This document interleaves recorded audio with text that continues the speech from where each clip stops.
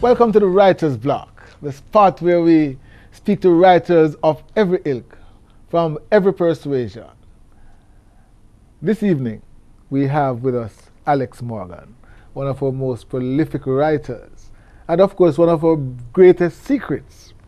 Welcome to Writer's Block, Alex. Thank you for having me, Garfield. Good to be here. Alex, how many books have you written so far?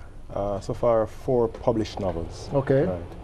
And you are working on other stuff? Yes, I have another novel to be published later this year. Mm-hmm. Right, and apart from that, I'm working on several other projects. You know, I've been working on several projects over the past 3 or 4 years.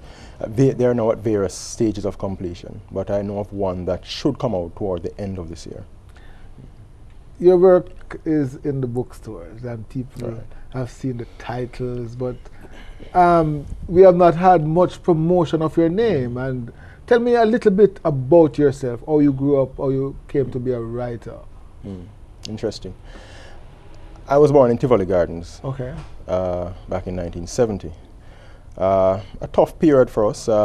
We had to move around a lot because of, you know, parents wanting to get us away from crime and violence, you know, and everything that would come with this. So from time to time, we would go to the country. Mm-hmm. So even though I didn't live in the country proper, we would be there often. For instance, every summer at Christmas time, we'd be in the country. The only times that we'd be in Kingston would be during the school periods. You went to Tivoli Gardens High?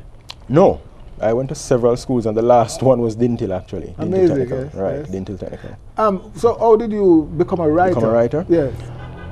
I was late in reading novels. I mean, I could read, but I didn't pick up novel reading until I was in my mid-teens, you know. And I tell you how it started. My older brother, asked me to read a book called Salem's Lot by Stephen King. Mm-hmm. He dared me. He said, I bet you can't read this book and not be scared. Mm-hmm. So I picked up the dare. Yes. And that's the only reason why I read the darn novel. Yes. I mean, I would normally read other things, you know, mainly non-fiction stuff, you know, but I couldn't really see the point in reading a novel, because I couldn't see the point in reading something that I knew was not true, was pretty much made up. So I picked up the book and I started it, and I read on and on and on.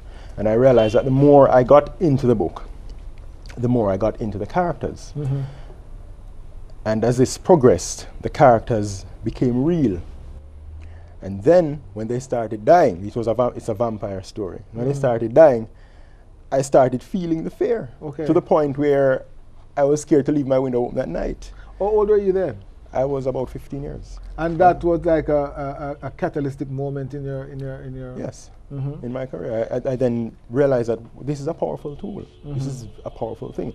But one thing, before I even started reading fiction, my imagination was always very active, you understand? So I would think a lot on a number of issues in life, that sort of thing, you know, and my imagination would run wild. So it was when I came upon fiction and realized the power of fiction, it then seemed the perfect fit for me to express my thoughts. I see. But I mean, why fiction, you know? Why fiction? Yeah. I mean, there are so many ways, I mean, especially in the 80s when you grew up, Right. that young people were expressing themselves.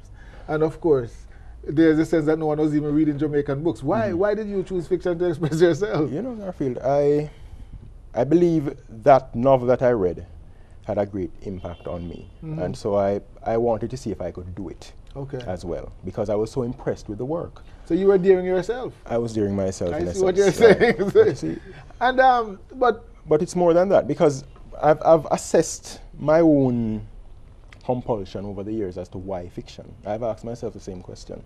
It's not for the money, certainly. And I believe most writers come to the same conclusion, that it's really not about the money. It's almost a calling. It's something you do because you do it. You have to do Really? it. Yes, to my mind. you don't write for the money? No. Really? No. Oh, I see. I tell you something. you, And I hardly believe most serious writers really write for the money, I if at see. all. Because, okay, you're a writer. You could ask yourself this question. Yeah. If you would make no money at all, would you still write? I'd like to get paid. I mean, You would like to get paid. You would like to get paid. We Yeah, all love yeah, to get yeah. paid. But would you still write if you weren't making any money? You know that a number of writers in history, writers we revere now, people like William Blake, they never made any money throughout their careers. You know? So hold on to me. And they still did it. Let me clarify something here. So writing then is not a conscious decision on your part, it's a calling. I believe so. And you're called to write. To write. But to what end? To what end? Yes. No, that's a question I guess I have to ask myself continuously over my life. To what end? I feel that, and I believe this is the reason I'm sometimes at odds with some publishers, because publishers sometimes want you to write some things to suit a certain market. Yes. Whilst for me, writing takes on a more significant purpose than just the market. I tend to want to tell the story of a people. I see. A people, my own people, people I grew up amongst, people I still see around me today. Yes. You understand? And I always feel like I should tell this story. So that's a very important, interesting point. So you feel to tell a story about a people. Right. Do the people you write about read the stories that you write about them? Some do. They do? Yes, some do. In your work, you tend to be, the people you write about are ordinary Jamaicans. Ordinary Jamaicans, yes. People who do not access literature as readily as others. And so, to what extent do they see themselves in these various stories that you write? I believe, to a great extent, the people you see now who can access literature are not from the class that you would consider upper middle class or wealthy. Yes. A lot of the people you see now, particularly the women who you see now, walking to the corporate jobs, going to the banks, going to the legal offices, they started out just like these people, and their parents are just like these people. So when they read these things, they say, oh, I get it. I see. This is about me. I see. I see. This I is see what about you're making. people who persevere, people who struggle, and they go ahead and they move forward. Which brings us to your latest novel, Right. For Kerry. Right. Tell me a little bit about For Kerry. How did you come to that book? As I said earlier, when I was a child, I would move around a lot. Changing schools, that sort of thing, you know, moving from place to place. So it kept coming back to me throughout my adult life, the impact that had on me as a child, and also why my parents had to do it. Yes. You see?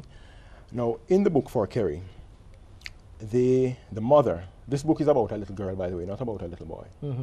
The mother, simply because I found a little girl easier to work with for some reason or the other, you know, than a little boy.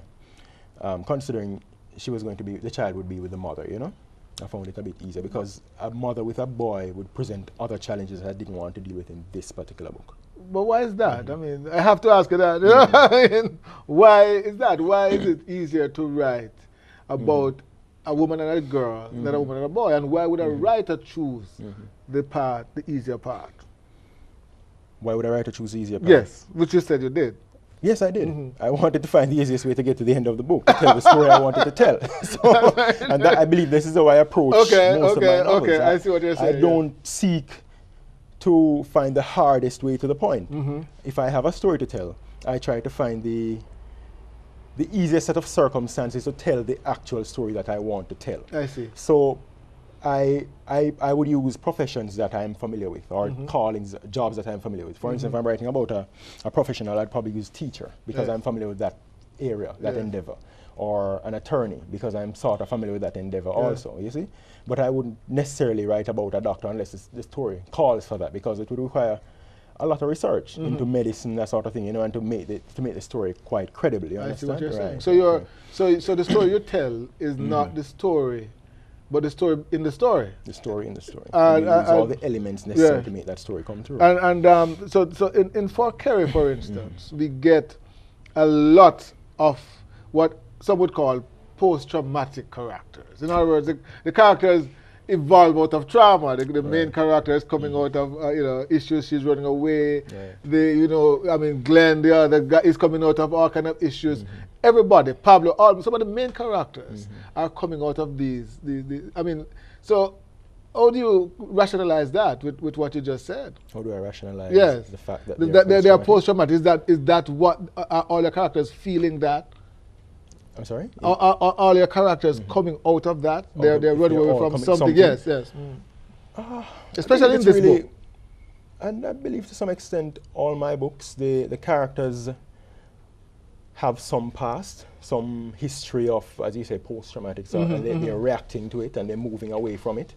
And I believe it's a lot about life that I see around me. People having issues to deal with, and you try to explore the issues. Okay. A lot of the characters are based on loosely on other people that I see around, you know, though not totally, because the people might have their issues, and then I take the issues and I form characters around those issues, and I try to deal with it and try to answer the questions for myself. Are you telling your story through these characters? No. And telling me something else? No, Alex?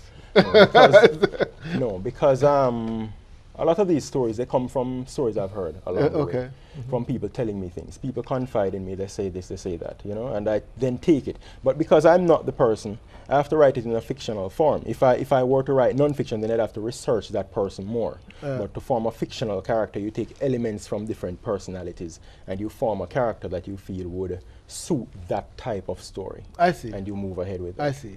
Right. We're going to take a break. Sure. And then we're going to come back and talk a little bit about publishing and a little bit more about For Kerry. We'll be right back.